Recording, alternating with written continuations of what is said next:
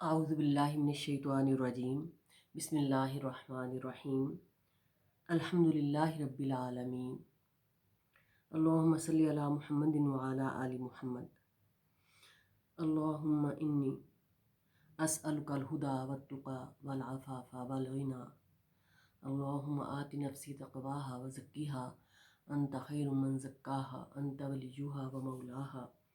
السلام علیکم ورحمۃ اللہ وبرکاتہ۔ آج جمعہ کا دن ہے اور آج ہم سورۃ کہف سے دو آیات دیکھتے ہیں جو ہمیں دنیا کی بے ثباتی کے بارے میں بتاتی ہیں کہ دنیا کتنی فانی ہے اور کتنی اس کی معمولی قیمت ہے ہماری آخرت کی زندگی کے بارے میں۔ پہلے ہم دو آیات پڑھتے ہیں اور پھر ہم ان کا ترجمہ اور تفسیر دیکھتے ہیں۔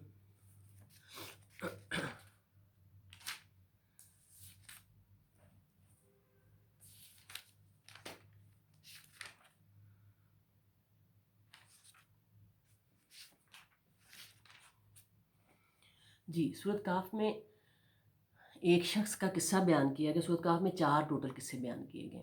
اس میں ایک شخص کا قصہ یہ بیان کیا گیا کہ مفسرین بتاتے ہیں کہ مے بی وہ بنی اسرائیل میں سے گزرے ہیں، 2 دوست یا 2 ساتھی، یا مے بی وہ اہل مکہ میں سے۔ اللہ تعالیٰ نے بطور مثال جو ہیں وہ یہاں بیان کیے کہ 2 دوست تھے، ایک ان میں سے غریب تھا اور ایک ان میں سے بہت امیر، یا اس سینس میں کہ بہت زیادہ اس کے پاس مالی ریسورسز تھے، جن میں اس کے پاس ایک بہت ہی خوبصورت باغ تھا۔ باغ میں کے درمیان سے نہریں گزرتی تھیں، انگوروں کا باغ تھا جو انگور کے درختوں سے بھرا ہوا تھا، بیلوں سے بھرا ہوا تھا، اور اس کے ارد گرد باڑ کی شکل میں کھجوروں کے درخت لگے ہوئے تھے جو اس کو کور کرتے تھے، اور اس کے درمیان جو کھیتی تھی وہ مختلف اناج اس میں اگاتا تھا، اور اس اناج سے وہ غلہ حاصل کر کے، اناج حاصل کر کے مختلف فصلوں سے وہ ان کو بازار میں بیچتا تھا۔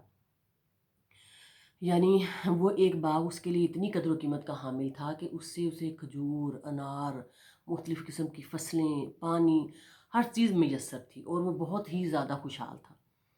تو ان ساری چیزوں نے اس کے اندر غرور، تکبر اور کفر پیدا کر دیا ہوا تھا۔ تو وہ اپنے ایک ساتھی کے ساتھ چلتا جا رہا تھا، چلتے چلتے اس سے کہتا ہے کہ مجھے اللہ نے اتنا مال و دولت دنیا میں دی ہے، تو میں اللہ کا بہت ہی پسندیدہ ہوں، اور جب میں مر بھی جاؤں گا نا آخرت میں، تب بھی اللہ تعالیٰ مجھے ایسے ہی دیں گے، تب آخرت بھی میرے لیے ایسی ہی ہوگی، اتنی ہی میری جو آخری زندگی ہے وہ بھی اتنی خوشحالیوں میں گزرے گی۔ تو جیسا دوسرا ساتھی ہے وہ کہتا ہے کہ تم نا جب اپنا دیکھو نا، اپنا باغ دیکھنے جاؤ، تم کہو انشاءاللہ میں ایسا ہی میرا باغ دنیا میں ہوگا، اور انشاءاللہ میری آخرت میں بھی ایسی گزرے گی۔ تو اسے کہتا ہے نہیں تم، لیکن تم اللہ پر ایمان لے آؤ۔ تو وہ کہتا ہے، دوسرا ساتھی جو غریب ہوتا ہے وہ کہتا ہے لیکن میں تو اللہ پر ایمان لایا ہوں، اور اگر فرض کریں میرے پاس اللہ نے مجھے جتنا دیا الحمدللہ میرے لیے کافی ہے۔ اب کیا ہوتا ہے کہ صبح کو وہ شخص اٹھتا ہے، تو اٹھ کے جا کے اپنے باغ میں جاتا ہے نا، تو اس کے باغ کی جو ساری کی ساری کھیتی ہے نا، وہ مکمل ہر چیز، کھجوروں کے درخت، انگوروں کی بیلیں اور کھیتی، اور ہر چیز اس کی تباہ و برباد و ویران ہوئی پڑی ہوتی ہے۔ تو وہ جو مومن شخص ہوتا ہے یہ کافر ہوتا ہے، تو کافر شخص جو ہے نا پھر وہ پچھتاتا ہے، وہ کہتا ہے کاش کہ میں نے جو ہے وہ اس وقت اللہ پہ ایمان لایا ہوتا، اور اپنی جو ہے میری تقدیر پہ میں نے جو ہے اس پہ بھروسہ کیا، اور اپنے آپ پہ اتنا بھروسہ نہ کیا ہوتا، اور اپنے رب پر ایمان لایا ہوتا۔ لیکن اس وقت اللہ سبحانہ و تعالیٰ فرماتے ہیں کہ وہ کہہ رہا تھا کہ میرے پاس جتھا بھی ہے، میرے پاس بہت بڑا جتھا ہے جس کے اوپر اس کو ناز تھا۔ جتھا مانی یعنی بہت زیادہ لوگ اس کے ساتھ تھے، جس کے پاس پیسہ ہوتا ہے، مال و دولت ہوتا ہے، زمین مال ہوتا ہے، تو وہ اس کے ساتھ لوگ بھی ملے ہوئے ہوتے ہیں۔ تو پھر وہ اینڈ میں آ کے کہتا ہے کہ کاش میں ایمان لے آیا ہوتا، لیکن اب اس کے وہ کچھ کام نہ آیا، اور وہ خود ہی اللہ کے عذاب سے بچنے کا کوئی انتظام نہ کر سکا، یعنی اس کی ہر چیز نیست و نابود ہو گئی۔ لیکن جو کافر تھا اور جو ہے اللہ تعالیٰ نے اس پر آسمانی عذاب بھیج دیا اس کافر کے باغ پر، اور وہ ہر چیز چٹیل میدان بن گئی۔ لیکن جو اب جو ہے وہ مومن ہے، اس نے کہا کہ میں نے تمہیں اس وقت کہا تھا ایمان لیا، تم ایمان نہیں لائے، تو اب تمہارے ایمان لانے کا کوئی فائدہ نہیں ہے۔ اب وہ یہاں یہ مثال بھی قرآن پاک دیتا ہے کہ جس طرح فرعون جیسا جو متکبر شخص تھا، جب وہ بھی غرق ہونے لگا تھا نا، تو اس نے بھی کہا تھا، وہ کیا کہہ رہا تھا؟ آمنتو انہ لا الہ الا الذی آمنت بہ بنو اسرائیل وانا من المسلمین.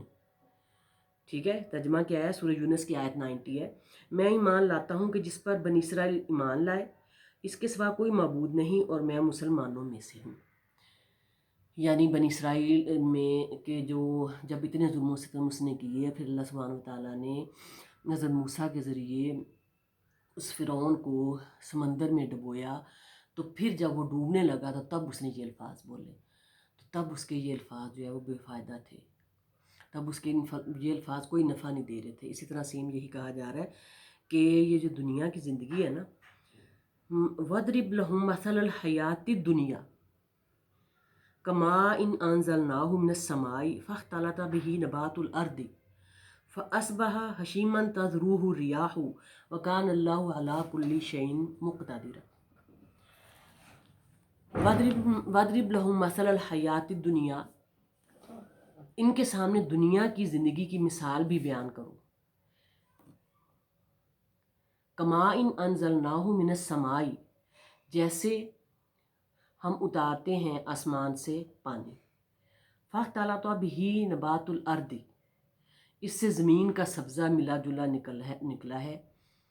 فَأَصْبَحَ هَشِيمًا تَذْرُوهُ الرِّيَاحُ، پھر آخر کار وہ چورا چورا ہو جاتا ہے جسے ہوائیں اڑائے لیے پھرتی ہیں.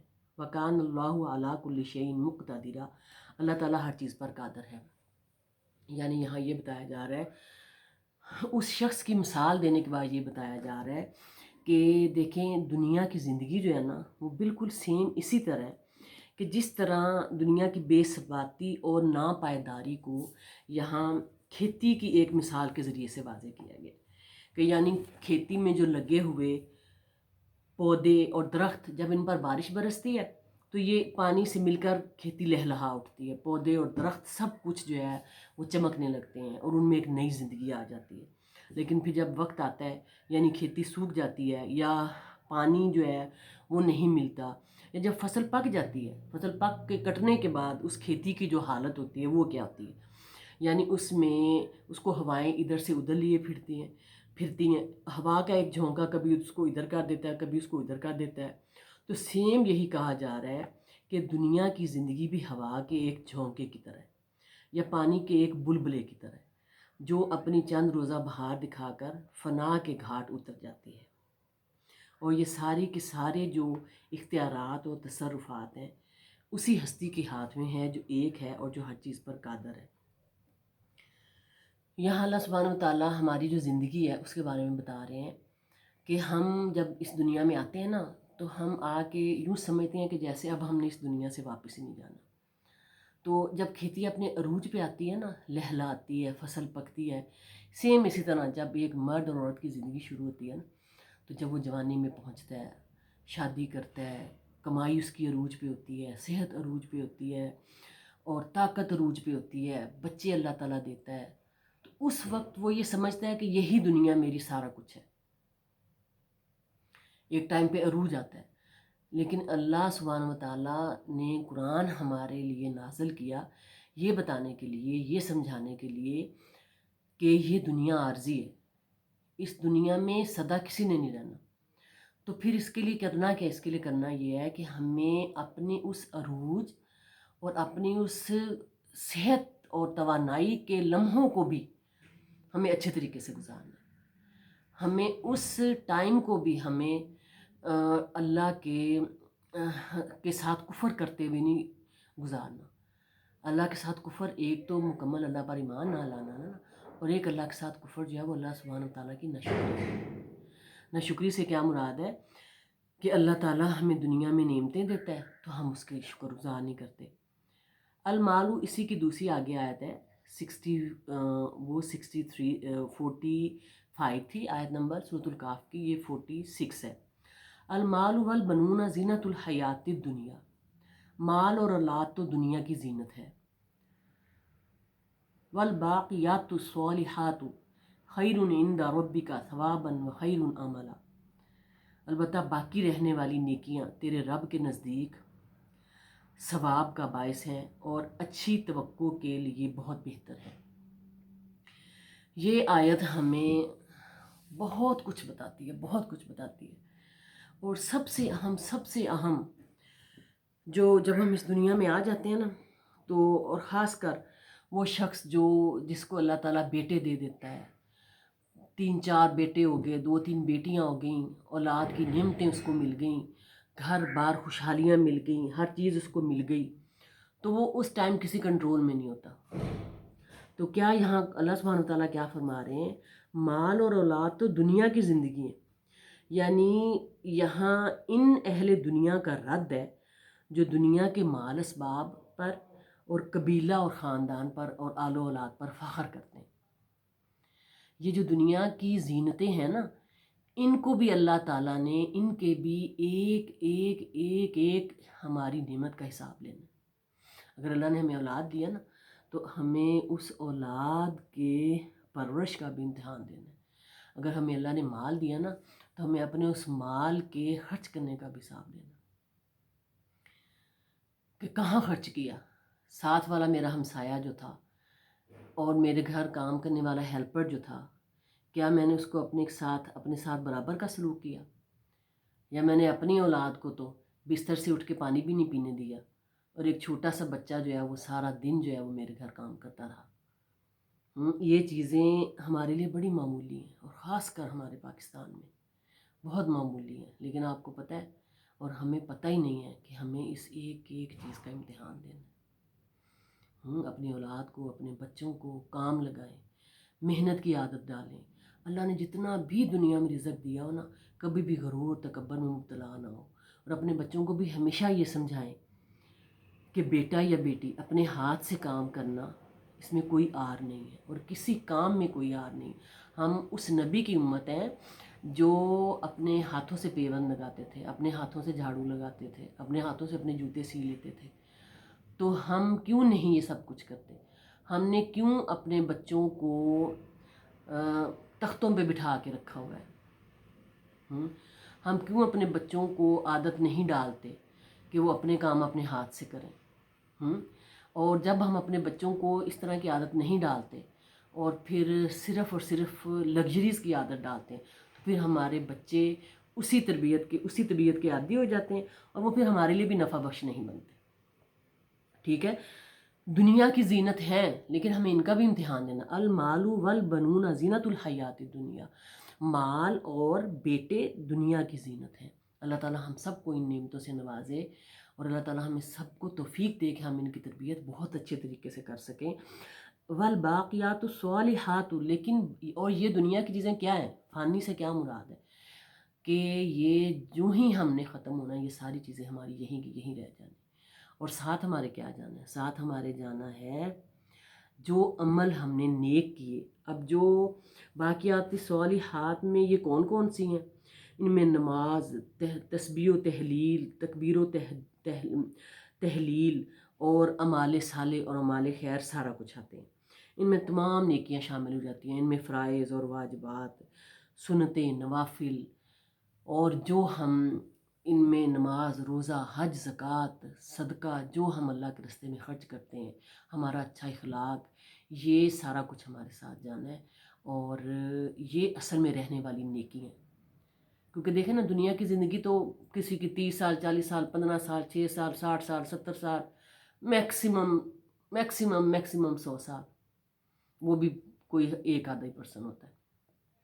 تو اصل زندگی، ابدی زندگی کون سی ہے؟ اخروی زندگی، آخری زندگی، جس کا ہمیں اس چھوٹی سی زندگی پہ جو ہماری اگلی زندگی مبنی ہونی ہے، کہ ہم اگر اس چھوٹی سی زندگی میں ہم اگر ہر کام الحمدللہ اللہ تعالیٰ کے حکم کے مطابق اخلاص نیت سے نبی پاک صلی اللہ علیہ وسلم کی سنت کے طریقہ کے مطابق کرتے ہیں، تو اس میں اولاد کی پرورش، مال کا خرچ کرنا، کیا ہم اپنا مال صرف اپنے اوپر لگائے جاتے ہیں؟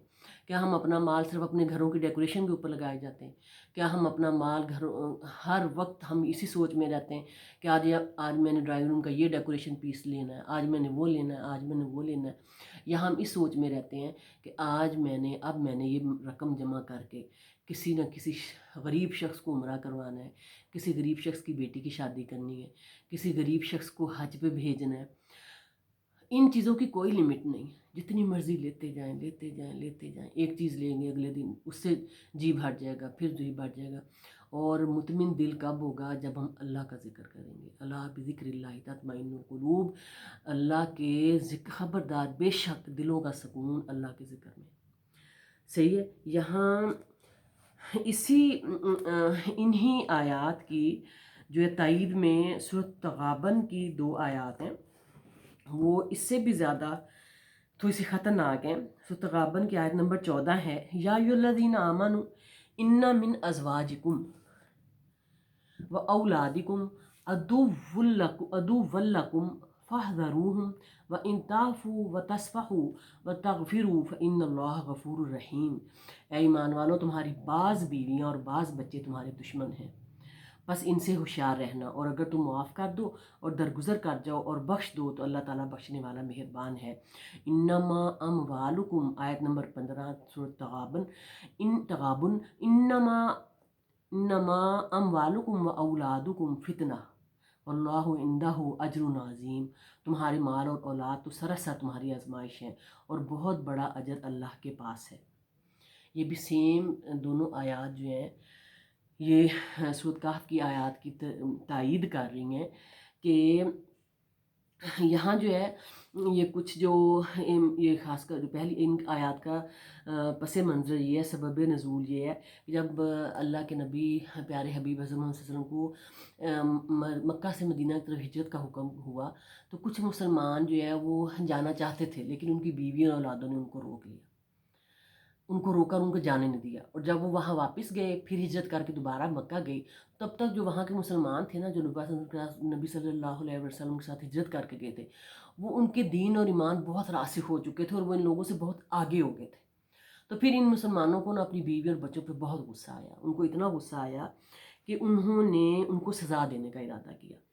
تو اللہ تعالیٰ نے پھر اس میں انہیں فرمایا کہ ان کو معاف کر دو، ان کو درگزر فرما دو، کیونکہ اللہ تعالیٰ، بے شک اللہ تعالیٰ غفور الرحیم ہے۔